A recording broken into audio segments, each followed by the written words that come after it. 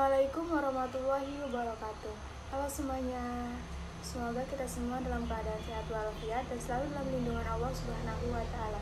Perkenalkan, nama saya Siti Sofia Aprilia dengan NIM 21234019, mahasiswa Universitas Negeri Padang dengan program studi Perpustakaan dan Ilmu Informasi. Video ini bertujuan untuk memenuhi tugas ujian akhir semester mata kuliah Ilmu Komunikasi dengan dosen pengampu Ibu Desriani Esos MIKOM. Pada kesempatan kali ini saya akan menjelaskan materi tentang proses komunikasi di perpustakaan. Yang pertama diawali dengan apa sih pengertian perpustakaan itu? Secara harfiah, perpustakaan sendiri masih dipahami sebagai sebuah bangunan fisik, tempat menyimpan buku-buku atau bahan pustaka dan terbitan lainnya, yang biasanya disimpan menurut tata susunan tertentu yang digunakan pembaca, bukan untuk dijual. Ada dua unsur utama dalam perpustakaan, yaitu buku dan ruangan. Namun, seiring dengan perkembangannya zaman, pada saat ini koleksi sebuah perpustakaan tidak hanya terbatas pada berupa buku-buku saja, tetapi juga bisa berupa film, slide, atau lainnya yang dapat diterima perpustakaan sebagai sumber informasi. Kemudian, semua sumber informasi itu diorganisir, disusun teratur sehingga ketika kita membutuhkan suatu informasi itu, kita dengan mudah dapat menemukannya. Yang selanjutnya, proses komunikasi di perpustakaan. Dilihat dari aspek sosial dan komunikasi, perpustakaan bisa ditempatkan sebagai salah satu struktur sosial dalam masyarakat, lembaga, atau bahkan proses dan organisasi. Hampir semua bentuk dan hasil kegiatan perpustakaan mempunyai tujuan untuk dikomunikasikan kepada masyarakat seluas-luasnya. Tidak ada aspek kegiatan dan proses kerja di perpustakaan dan pusat-pusat informasi yang tidak melibatkan komunikasi di dalamnya. Proses komunikasi adalah bagaimana seorang komunikator menyampaikan pesan kepada komunikannya. Proses komunikasi ini bertujuan untuk menciptakan komunikasi yang efektif atau sesuai dengan tujuan komunikasi pada umumnya. Proses komunikasi di lingkungan perpustakaan. Yang pertama, di bagian referensi terjadi proses komunikasi pendidikan dan antarpersonal. Yang kedua, di ruang media terjadi proses komunikasi bermedia.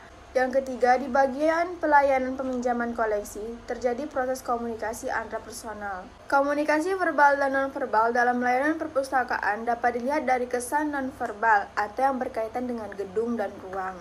Tampilan fisik perpustakaan dapat terlihat dari keindahan gedung, misalnya gedung ini termasuk kuno atau sangat modern. Yang kedua, rapi, teratur, dan tertata. Yang ketiga, prasarana yang ramah, atau perhatikan bentuk kursi, tinggi meja, dan sebagainya. Yang ketiga, legibilitas tinggi, atau pengguna mudah memahami fungsi dan arah yang ada di dalam ruang perpustakaan tersebut. Sedangkan kesan nonverbal atau petugas dapat terlihat dari yang pertama itu sikap ramahnya, yang bisa kita lihat dari wajah dan bahasa tubuh. Yang kedua dari penampilan bersih dan profesional, dapat kita lihat dari busana yang digunakan, yaitu busana kerja bukan busana santai. Yang ketiga, ingatlah kesan pertama seringkali lebih dipengaruhi bahasa nonverbal seseorang daripada apa yang dikatakannya. Pengaruh informasi nonverbal dan verbal adalah bahasa 7%, suara, tone, pitch 38%, dan ekspresi visual, gerakan 55%. Bagaimana sih agar bahasa tubuh kita terkesan ramah atau mau membantu? Yang pertama, 3 unsur yang saling mempengaruhi dan harus konsisten, yaitu mindset, bahasa verbal, dan bahasa nonverbal. Jadi harus sesuai antara yang dipikirkan, diucapkan, dan dilakukan. Kemudian untuk mengubah salah satu unsur, misalnya kita berpikir negatif tentang seseorang yang meminjam buku sulit mengembalikan. Gunakanlah kata-kata positif dan beri pelayanan positif. Nah, bagaimana agar kata-kata kita terkesan ramah? Yang pertama, beri informasi yang jelas, mudah dipengerti dari perspektif si pengguna, bukan dari perspektif kita. Kemudian, gunakanlah kalimat-kalimat yang positif. Yang selanjutnya, kiat-kiat verbal dan nonverbal agar pengguna perpustakaan merasa dilayani. Yang pertama, sambut pengguna perpustakaan. Buatlah pengguna perpustakaan merasa nyaman berada di perpustakaan dengan cara atur lingkungan fisik agar nyaman bagi pengguna perpustakaan eksternal maupun internal. Kemudian perhatikan penampilan. Yang ketiga, lakukan kontak mata. Ekspresikan kegembiraan ketika menemui pengguna perpustakaan. Yang kedua, buat pengguna perpustakaan merasa penting dan dihargai dengan cara pengguna perpustakaan mendapatkan apa yang diinginkan atau yang dibutuhkan. Pengguna perpustakaan merasa terbantu dalam memecahkan masalahnya, dan pengguna perpustakaan merasa mendapatkan nilai atau excellent dari pengalamannya di perpustakaan. Yang ketiga, tanyakan dengan ramah apa yang dapat saya bantu, kemudian dengarkan apa yang mereka butuhkan. Kemudian bantu pengguna perpustakaan untuk menemukan informasi apa yang mereka butuhkan. Yang terakhir, buat agar pengguna perpustakaan merasa diundang untuk datang kembali. Misalnya dengan mengatakan terima kasih untuk kedatangan atau teleponnya. Yang kedua, ajak atau undang untuk datang lagi.